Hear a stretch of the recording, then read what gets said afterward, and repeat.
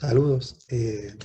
Tengo el placer de compartirles uno de los diálogos que me concediera el amigo y compañero Ramón Sepúlveda y su compañera Ada López desde Barranquitas.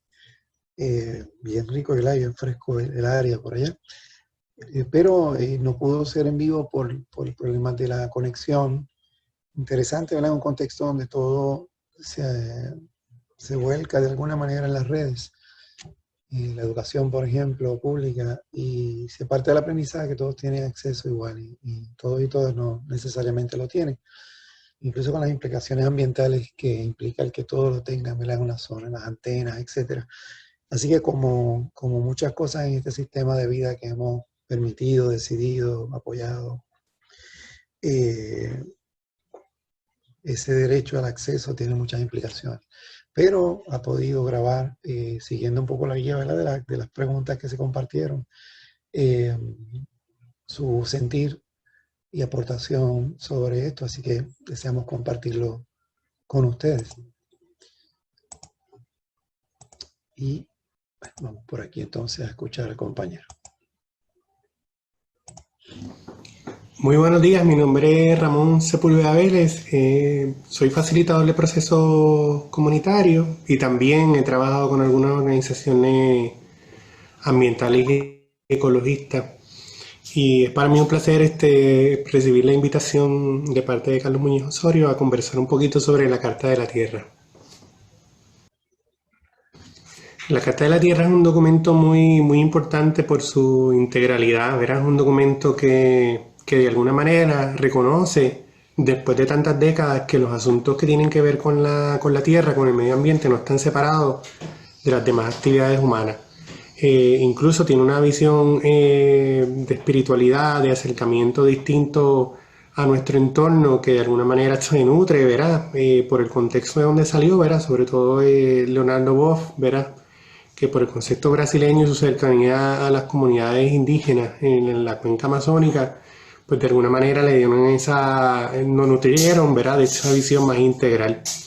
Así que de ahí, de esa carta, me impresiona mucho el principio número 3, ¿verdad? Lo voy a leer por aquí.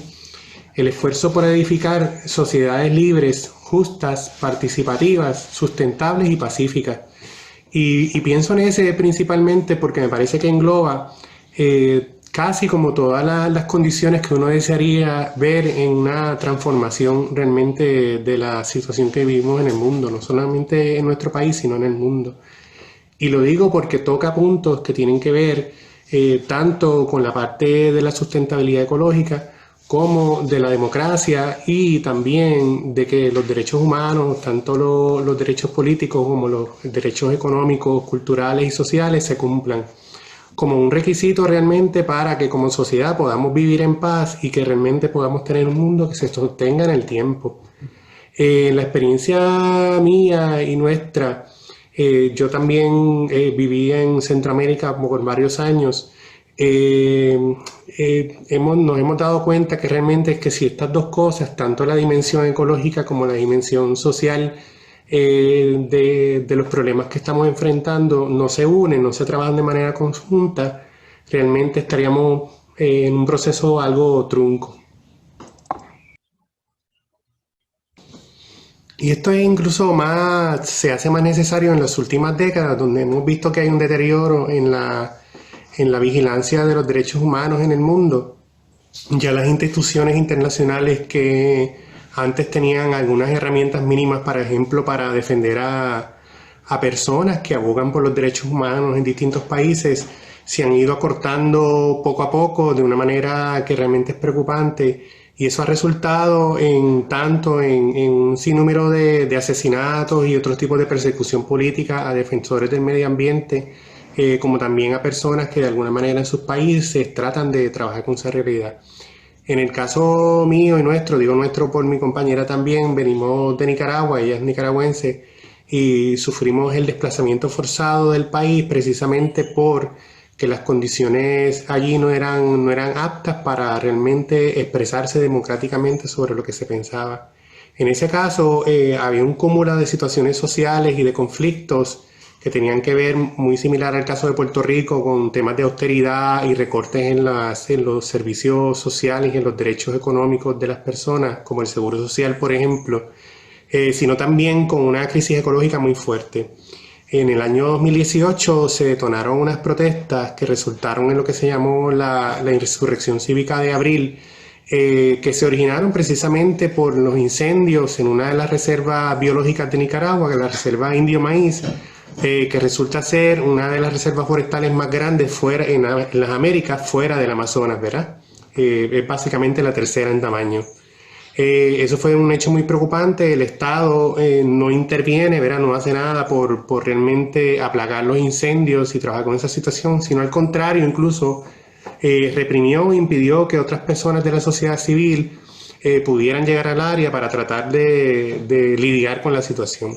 Entonces eso es un ejemplo de lo que les mencionaba, de por qué ese principio 3 de la Carta de la Tierra es tan importante. Si no tenemos libertad, democracia, si no aseguramos los derechos económicos de la gente, que realmente la gente tenga lo básico para vivir sanamente una vida plena, si no cuidamos realmente de nuestro entorno y tenemos otra visión de relación con nuestra tierra, sin esas tres cosas, va a ser muy difícil realmente que aseguremos un futuro para incluso para nuestras generaciones, ya ni siquiera hablamos de las próximas.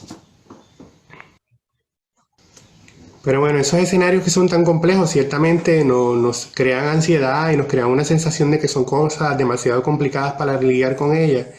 Pero entiendo que hay muchas cosas que se pueden hacer dentro del rol como educadores. Sé que nos estamos dirigiendo a maestros, maestras, estudiantes.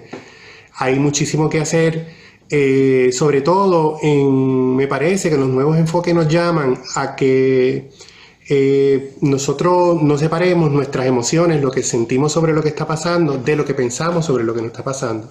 Creo que es un enfoque que hay que revisar, muy importante, y yo creo que las comunidades originarias nos han enseñado mucho a eso, es que tendríamos que hacer esa separación tan grande. Y a través de la información, no necesariamente de manera pura y cruda, vamos a poder avanzar en los procesos de transformación.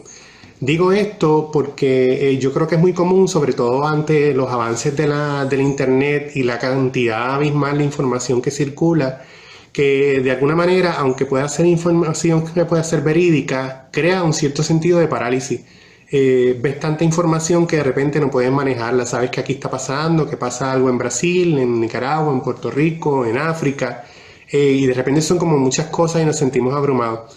En ese sentido, la experiencia también como facilitador comunitario funciona mucho. Las metodologías de educación, verá que se nutren mucho de lo que se llama educación popular, que están basadas en que ambas cosas, en que nosotros emocionalmente nos aprestemos y nos estemos más dispuestos a recibir la información, y no solamente recibir la información, sino procesarla para generar acciones a partir de eso.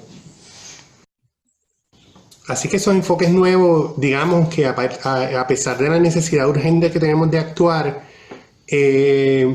ante ese sentido general de las personas de que vivimos una especie de apocalipsis o estamos en la antesala del apocalipsis, creo que es necesario que nos equipemos con las herramientas educativas necesarias y de conversación necesarias para que no generemos ese efecto de parálisis en las personas ante, que es un instinto normal de los seres humanos, ¿verdad? O de cualquier ser vivo, de ante una amenaza que es inminente, a veces o correr, huir, ¿verdad? O paralizarse. Esas son reacciones básicas que están ahí con nosotros en nuestra mente, en nuestro cerebro.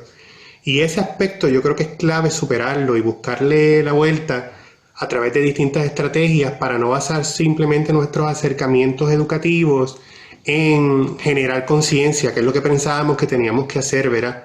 Pero esa generación de conciencia casi siempre la estábamos basando en utilizar mucho la información, que nos hiciéramos conscientes de lo que es la realidad con datos, con imágenes, con historias, pero que hasta cierto punto, como no tomábamos en cuenta qué es lo que está operando en la mente de quien la recibe, de alguna forma hicimos una separación entre dos grupos, las personas que están conscientes y los que no están conscientes, pero no estábamos entendiendo que de alguna manera estaban ahí operando muchas cosas en la mente de las personas que hacían que no actuáramos. Y yo creo que a todos nos ha sucedido, ¿verdad? No tenemos por qué separarnos nosotros como educadores de las personas que están siendo educadas, ¿verdad?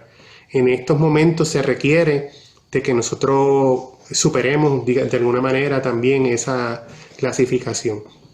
Así que nada, ese es brevemente lo que quería mencionar. Sobre la Carta de la Tierra, me parece que sigue con una vigencia tremenda como documento. Y si lo acompañamos de estrategias y de que conversemos sobre estrategias para realmente lograr salir y sintonizarnos, ¿verdad? En que a pesar de todo hay un futuro. Yo creo que eso va a ser muy, muy efectivo. Estamos dispuestos a cualquier diálogo y pregunta, eso nos interesaría mucho. Muchas gracias por la atención. Wow, Ramón, y debo comentar, ¿verdad? Que me ha gustado mucho esa mirada, digamos, redondeada del asunto desde su perspectiva y experiencia, que para mí ha sido muy enriquecedora a lo largo de los años. Así que muy agradecido. Resueno mucho, ¿verdad? Con esos principios freirianos, inclusive tosianos, ¿verdad? De esa relación con el aprendiz, de esa importancia de partir del contexto y del entorno. Y tú señalas algo que para mí, ¿verdad?, que considero muy importante y valoro el cómo a veces tenemos muchas estrategias de cómo hacer actividades, cómo medir, ¿verdad?, de alguna manera o evaluar, tener algún avalúo de cuán efectivas fueron. Pero no nos preparamos o no le prestamos tanta importancia a cómo conozco esa comunidad de aprendices, a esos compañeros, colegas con los que estoy trabajando y de los que cual aprendo también, ¿no? Así que yo creo que es un área que es muy necesaria en estos tiempos, ¿verdad? Con todas estas situaciones generacionales, las brechas todavía tecnológicas y económicas que definitivamente existen. Así que muy agradecido por tu insumo y bueno, un abrazo fuerte, que sigan bien. Ok, muchas gracias.